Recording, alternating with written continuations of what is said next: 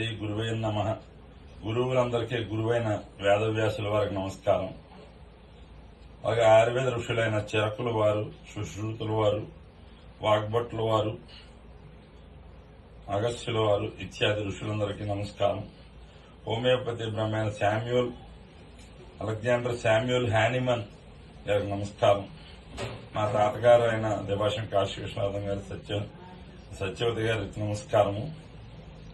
మా నాన్నగారు తండ్రి గారైన కాళపతి నరసింహమూర్తి గారు, వారి తల్లిగారైన సూర్యప్రకాశమ్మ గారికి నమస్కారం. మా తాతగారు దత్తత్తల్లి సూరమ్మ గారికి నమస్కారం. అమ్మ నాన్నకి నమస్కారం. ఇప్పుడు చెప్పే కార్యక్రమం ఏంటంటే, మనం పతంజలి మహర్షుల వారిని తలుచుకోవాలి. పతంజలి మహర్షుల వారికి నమస్కారం. పతంజలి మహర్షుల వారి గురించి చెప్పవలసింది ఏంటంటే, ఆయన యోగ సూత్రాలు ఆయన రాశారు. ఆ యోగ సూత్రాలు మనం పాటించడం వల్ల సంపూర్ణ ఆరోగ్యంతో ఉంటాము. ఈ రోజుని పడుక్కుని చేసే ఎక్సర్సైజ్ చేద్దాం. మొదలు ఫస్ట్ ని పొద్దున్న ఉదయం లేచిన వెంటనే ఎవరైనా సరే పరగడుపునే మొహం గడుపుకోకుండా పక్కనే మంచం పక్కనే రాత్రి పడుకునేటప్పుడే ఒక సీసాడు నీళ్లు పెట్టుకుని ఒక అరసోళ్ళు అంటే 125 ml వాటర్ తాగండి. తాగి ఏం చేస్తారంటే, నన్ను చూడండి ఏం చేస్తున్నాను. ఇలా పడుకుని ఉన్నవాడిని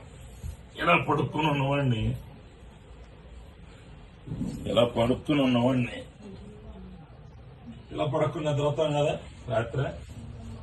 నిద్రపోయిన వాళ్ళు ఏం చేస్తామంటే, నమస్కారం ఇలా పెట్టి నెమ్మదిగా ఇలా లేచి ఇలా మళ్ళీ వెనక్కి ఇలా చేసినప్పుడు ఏం చేయాలంటే, చేతులు వెనక్కి పెట్టినప్పుడు గాలి పీల్చాలి, చేతులు ఇలా వంచినప్పుడు గాలి వదలాలి. చూసారా, నేను మామూలుగా చేస్తున్నాను, గాలి పీల్చడం వదలడం చేయట్లేదు. చేతులు చూసారా ఎక్కడి వరకు వెళ్తున్నాయో, అదే ఇప్పుడు చూపిస్తా. ఇలా గాలి పీల్చాము, గాలి వదులుతున్నాను,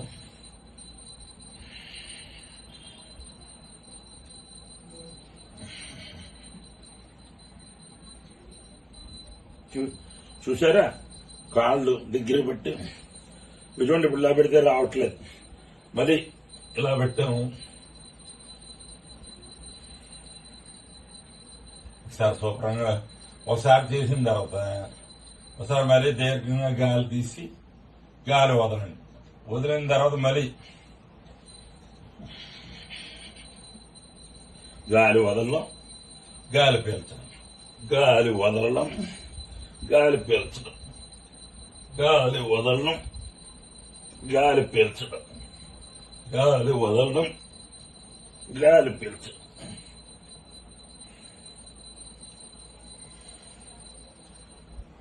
అయిన 10 సార్లు చేయడం అయిన తర్వాత మళ్ళీ శవాసనంలోకి వచ్చేయాలి. అదే రిలాక్స్ అవడం అన్నమాట. ఏం చేయాలి, ఆ రిలాక్స్ అయ్యేటప్పుడు ఏమని చెప్పుకోవాలంటే, కాలి బొటకం వేళ్ళు రిలాక్స్, అలాగే అరిపాదాలు రిలాక్స్, శీలమండలు రిలాక్స్, కండరాలు రిలాక్స్, మోకాళ్ళ భాగం రిలాక్స్, తొడలో కండరాలు, ఇలాగా అన్ని అవయవాలనే రిలాక్స్ చెప్పుకుని ఆ రిలాక్స్ అయిన తర్వాత మనం మరి యథాస్థితికి లేచి ఇలా వచ్చేసి ఒక్కసారి ఇందులో ఇప్పుడు చూడండి, ఈ చిన్న ముద్రలో రావాలి. చిన్న ముద్ర, ఈ చిన్న ముద్ర అంటే ఏం లేదు, ఓన్లీ బొటకం వేలు, చూపుడు వేలు ఇలా కలిపి ఒక 10 అంకెలు లెక్కట్టి వరకు గాలిని పీల్చకుండా అలా ఉండి, తర్వాత గాలిని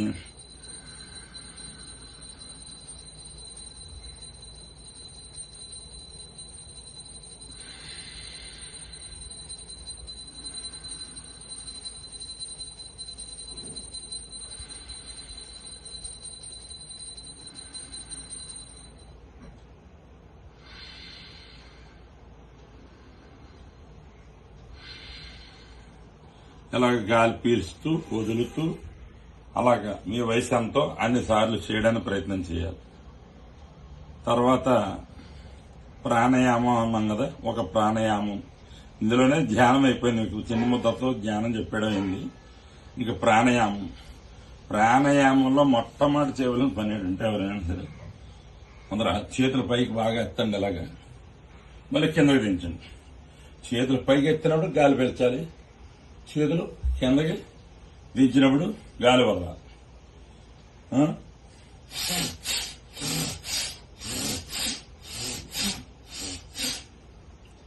మీకేమైనా తేడాగా అనిపిస్తే ఒకసారి ఆగి మళ్ళీ కొడుతుండడు. మనం సైకిల్ కమ్మరాయాడు పూర్వం మీరు చిన్నప్పుడు మీరు చూడడానికి మీకు తెలియదు. మీరు కార్పొరేట్ స్కూల్లో చదువుకున్న పిల్లలు కన్నాచారి అంటే ఇనుము తయారు చేసేవాడు గాలిని విసరడానికి ఇలా కొడతాడనమాట. ఇలా అన్నప్పుడు చేతి 5 వేళ్లు తెరుచుకోవాలి, పైకి ఆకాశంగా చూడాలి. మళ్ళీ కిందకి ఇలా దించినప్పుడు నేల భూదేవతల్ని చూడాలి, భూదేవతల్ని చూడాలి. మళ్ళీ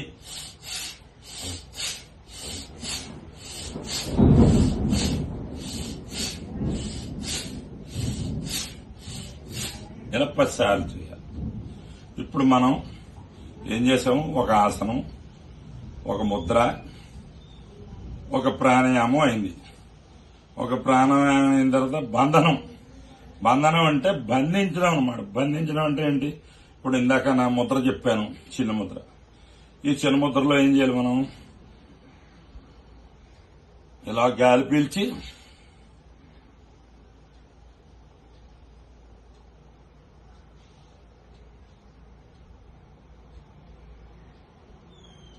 ఒక 50 అంకెలు లెక్కట్టి నెమ్మదిగా గాలి వదలడం, దాన్నే బంధనం అంటారు.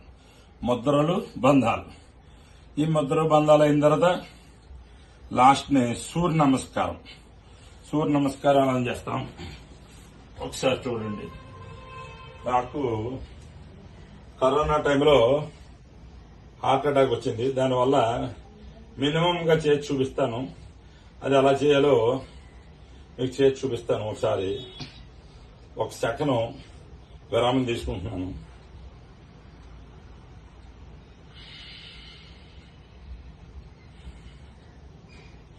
జే సదా సవిత్రమండల మధ్యవర్తి నారాయణ సరసిజాసన సన్నివిష్ట కేయూరవాన్ మకర కుండలవాన్ కిరీటి హరిహిర్మయుపుద్ర శంఖచక్ర.